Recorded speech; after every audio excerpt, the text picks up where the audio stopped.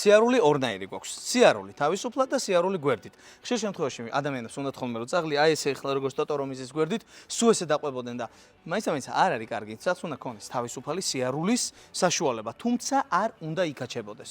აი ეხლა მე კი გასწავლით გვერდით სიარულის ტექნიკას, რომელიც ძალიან გამოგადგება, თუნდაც მე რომ თავისუფლად და სწორად იაროს. დავიწყოთ. ესე იგი თავიდან არ გვჭირდება ბევრი ნაბიჯები და უშუალოდ გავაკეთოთ ერთი ნაბიჯი და ყოველი ნაბიჯის შემდეგ შევეცდები რომ დავსვა. აი წავედით და უცბად გადმომაქვს. რომ ესე ფეხთან ლამაზად უნდა იჯდეს.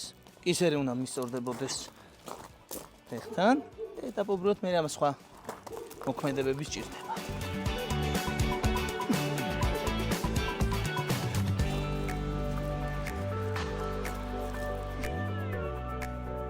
ჯერ ერთი ნაბიჯი, მერე ორი ნაბიჯი და ეტაპობრივად ააწევთ.